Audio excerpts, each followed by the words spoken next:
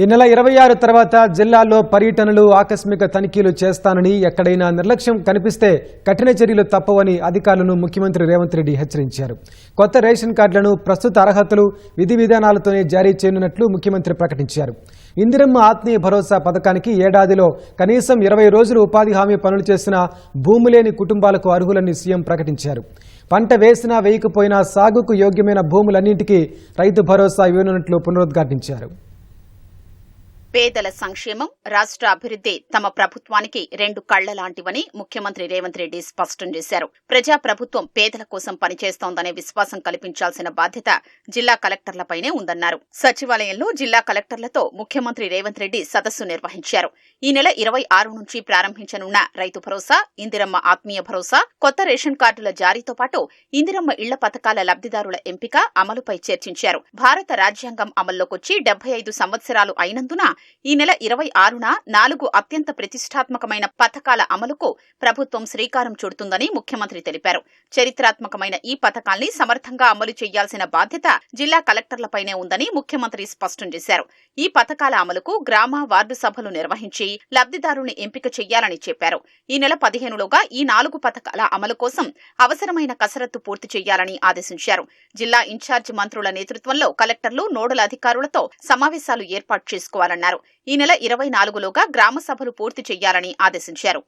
జిల్లా కలెక్టర్లే ప్రభుత్వానికి అసలైన ప్రతినిధులన్న రేవంత్ రెడ్డి సర్కార్కు గొప్ప పేరు రావడంలో వాళ్లే నిర్ణయాత్మక పాత్రను పోషిస్తారని ముఖ్యమంత్రి అన్నారు. ప్రభుత్వ కార్యక్రమాలు, పథకాల్ని ప్రజల్లోకి తీసుకెళ్లే కలెక్టర్ల పనితీరే ప్రభుత్వ పనితీరుకు కొలమానంగా ఉంటుందన్నారు. ఇటీవల ప్రభుత్వం ప్రతిష్టాత్మకంగా చేపట్టిన సామాజిక, ఆర్థిక, విద్య, ఉపాధి, రాజకీయ, కులగణన సర్వేను విజయవంతంగా పూర్తి చేశారని కలెక్టర్లను సీఎం అభినందించారు. అయితే కలెక్టర్లు ఎప్పటికప్పుడు తమ పనితీరును మెరుగుపర్చుకోవాలని సీఎం సూచించారు. కొందరు కలెక్టర్లు ఇప్పటికీ ఆఫీసుల్లోనే కూర్చొని పనిచెయ్యాలనుకుంటున్నారని, క్షేత్రస్థాయి పర్యటనలకు వెళ్లాలని మరోసారి ముఖ్యమంత్రి స్పష్టం చేశారు. సమస్యలు వచ్చినప్పుడు సమర్థవంతంగా ఎదుర్కోవాలని అప్రమత్తం చేశారు. ఈ నెల 26 తర్వాత జిల్లాల్లో పర్యటనలు, ఆకస్మిక తనిఖీలు చెయ్యనున్నట్లు తెలిపారు. ఎక్కడ నిర్లక్ష్యం కనిపించినా కఠిన చర్యలు తప్పవని హెచ్చరించారు. క్షేత్రస్థాయి అధికారుల్ని కూడా అప్రమత్తం చెయ్యాలని ఆదేశించారు. రైతులకు ఎలాంటి అనుమానాలు, అపోహలకు తావులేదని, పంట వేసినా వెయ్యకున్నా వ్యవసాయ యోగ్యమైన భూములన్నింటికీ రైతు భరోసా అందుతుందని సీఎం స్పష్టత ఇచ్చారు. వ్యవసాయానికి అక్కరకు రాని భూముల్ని గుర్తించి వాటిని మాత్రమే ఈ పథకం నుంచి మినహాయించాలన్నారు. రియల్ ఎస్టేట్ వెంచర్లు, నాలా కన్వర్షన్ అయినవి, మైనింగ్, గోదాములు, ఫంక్షన్ హాళ్లు నిర్మించిన భూములు, వివిధ ప్రాజెక్టులు, అభివృద్ధి పనుల కోసం సేకరించినవి అనర్హత జాబితాలోకొస్తాయని వివరించారు. గ్రామ పంచాయతీ, మున్సిపాలిటీల రెవెన్యూ రికార్డులు, డీటీసీపీ లేఅవుట్ రికార్డులు, సంబంధిత విభాగాల రికార్డుల్లో ఉన్న వివరాల ఆధారంగా ఈ జాబితాల్ని తయారు చేయాలన్నారు. విలేజ్ మ్యాప్లతో పాటు అధికారులు ఫీల్డ్కు వెళ్లి వీటిని ధృవీకరించుకుని వీటిని గ్రామ సభలో ప్రచురించాలని చెప్పారు.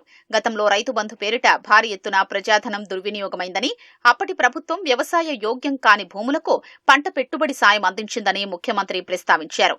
రైతు భరోసాలో అలాంటి పొరపాటు జరగకూడదని స్పష్టం చేశారు. అర్హులైన రైతులందరికీ రైతు భరోసా చెల్లించారని, అదే సమయంలో అనర్హులు ఒక్కరు కూడా లబ్ధి పొందకుండా చూడాల్సిన బాధ్యత కలెక్టర్లపై ఉందని అన్నారు. ప్రతి జిల్లాకు, మండలానికి నోడల్ ఆఫీసర్లను నియమించాలన్నారు. అధికారుల బృందాలు క్షేత్రస్థాయికి వెళ్లి అనర్హుల్ని గుర్తించారని చెప్పారు. ఇందిరమ్మ ఆత్మీయ భరోసా పథకం ద్వారా భూమి లేని నిరుపేద ఉపాధి కూలీ కుటుంబాలకు ఏడాదికి 12,000 రూపాయల సాయం అందించనున్నట్లు రేవంత్ రెడ్డి తెలిపారు. ఏడాదిలో కనీసం 20 రోజులు ఉపాధి హామీ పనులు చేసిన భూమి లేని కుటుంబాలకు ఈ పథకం వర్తిస్తుందని వెల్లడించారు. కొత్త రేషన్ కార్డులో ఇప్పుడున్న అర్హత నిబంధనల ప్రకారమే జారీ చేయనున్నట్లు సీఎం తెలిపారు. ఒక వ్యక్తికి ఒకే చోట రేషన్ కార్డు ఉండాలని, వేర్వేరు ప్రాంతాల్లో ఉండకుండా జాగ్రత్తలు తీసుకోవాలని కలెక్టర్లను ఆదేశించారు. రాబోయే రోజుల్లో రాష్ట్రంలో 1 రేషన్ 1 స్టేట్ విధానాన్ని తీసుకురాబోతున్నట్లు చెప్పారు. ఇందిరమ్మ ఆత్మీయ భరోసా, రేషన్ కార్డు లబ్దిదారుల జాబితాల్ని కూడా గ్రామ సభల్లో వెల్లడించాలన్నారు. ఇందిరమ్మ ఇళ్ల పథకం తొలి విడత కోసం అర్హులైన వారి జాబితాను వెంటనే సిద్ధం చేయాలని అధికారుల్ని ఆదేశించారు. ఇందిరమ్మ యాప్ ద్వారా గుర్తించిన 18,32,000 మంది వివరాల్ని జిల్లాలకు పంపించినట్లు తెలిపారు.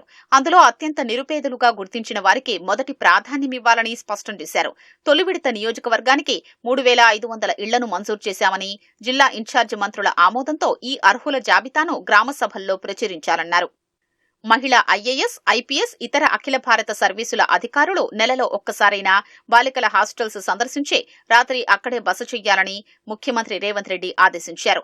విద్యార్థుల అవసరాలు, సమస్యలు తెలుసుకుని పరిష్కరించాలని సూచించారు. ఉప ముఖ్యమంత్రి భట్టి విక్రమార్క, మంత్రులు, సలహాదారులు, ఉన్నతాధికారులు సదస్సులో పాల్గొన్నారు.